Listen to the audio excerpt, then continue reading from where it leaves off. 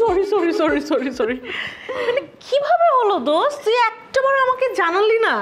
আরে তুই তো জানিস আমি রিক্সায় উঠতে ভয় পাই, ওই দিন রিক্সায় উঠে অ্যাক্সিডেন্ট হলো। রিক্সা চড়তে পারোস না, রিক্সা চড়তে গেছোস কেন? একটাবার আমাকে বলছোস, আমাকে না বললে তোর প্রত্যেকবার বিপদ হয়। আমি কি বুঝছি নাকি যে ওই দিন গাড়ি না নিলে এমন হবে? আমাকে একটাবার ফোন দিতে আমি গাড়ি নিয়ে চলে আসতাম। বাদ দে না, এই অ্যাক্সিডেন্টের কথাই বলতেছি কত কয়েকদিন ধরে। ভাইয়া কেমন আছে? আমি ভালো আছি। ভাইয়াকে নিয়ে আসছিস একটু বয়, আমি ভাইয়ার জন্য একটু চা নিয়ে আসি। ওয়েট ম্যাডাম, আমি রোগী দেখতে আসছি, আপনার হাতের জন্য আপনি নড়াচড়া করতে পারতেছেন না? যাচ্ছে সে কিছু নিয়ে আসতে। চল আমি চা বানাই দিই। তুমি বসো। ওকে ওকে। তুই কি করিস বলতো, একদম লাপাত্তা হয়ে যাস, তোর সাথে আবার কতদিন যাবত কত কথা জমা। আজকে আসছিস, আজকে চা করতে হবে। বাবু, কি নাম তোমার? হ্যাঁ, তোমার টি শার্টটা তো খুব সুন্দর, নাইস ওয়ান। কি গেম খেলতেছো? গেমটার নাম কি বলো আমাকে।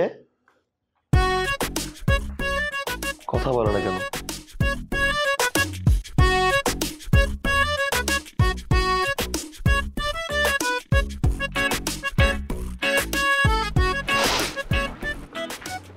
নাও চা। ওয়েলকাম। বস। আমার বাসায় আসলে কিন্তু আবার সেই বউয়ের হাতে চা খেতে। আরে কোনো ব্যাপার না, তোর হাত ভালো হোক, তোর হাতে রান্না খাবো ইনশাআল্লাহ।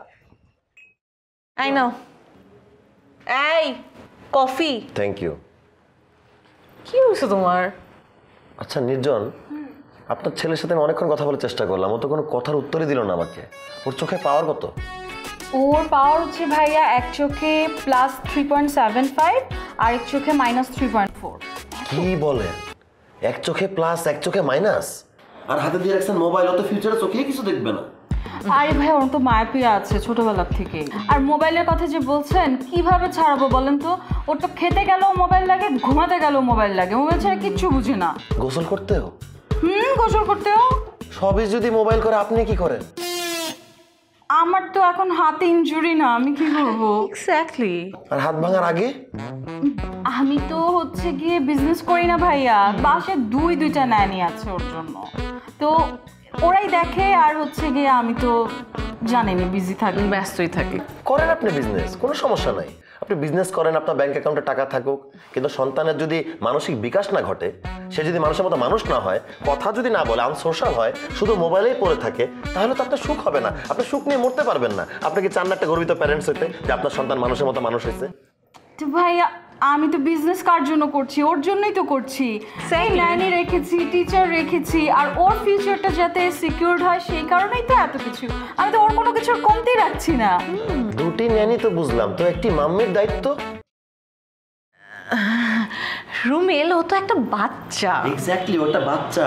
ওকে তো এই বয়স থেকে ট্রেনিংটা দিতে হবে। ও আর্ট শিখতে পারে, ওকে মিউজিক শেখার ব্যাপারে অ্যাপ্রিশিয়েট করতে পারি আমরা, ওকে খেলাধুলা শেখাতে পারি, বন্ধু বান্ধবের সাথে ঘুরবে, খেলাধুলা করবে, তাহলে না সে সোশ্যাল হবে, মানুষের সাথে কিভাবে ব্যবহার করা উচিত। আরে ও তো একটা কাদামাটির মতো, ওকে এই বয়স থেকে যা শেখানো হবে তাই শিখে তো বড় হবে।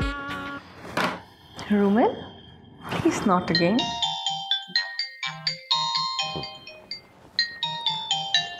সরি, কল আসছে একটা, চাটা নিয়ে গেলাম। হ্যালো, এটা কি ছিল? কি রে? সরি, মানে রুমেল, মানে মাঝে মাঝে ওর এরকম ঠোঁটকাটা স্ট্রেট ফরওয়ার্ড অভ্যাস দেখলে না আমার আসলে বিরক্তই লাগে। ঠোঁটকাটা মানে আবার কি? উনি তো ম্যানারলেস, উনি তো ম্যানার্সই জানে না যে কিভাবে কথা বলতে হয়। কেউ কারো বাসায় এসে কারো বাচ্চাকে নিয়ে এইভাবে কথা বলে? আই নো দোস্ত, আই এম সরি, বাদ দে, আমি নেক্সট টাইম থেকে ওকে আনবো না। ভুলেও আনবি না। আর ওই যে যদি আনিসও না, আমি যদি সিসি ক্যামেরা দিয়ে দেখি যে ওনাকে সহ নিয়ে আসছিস, আমি একদম বাসায় ঢুকতে দিব না।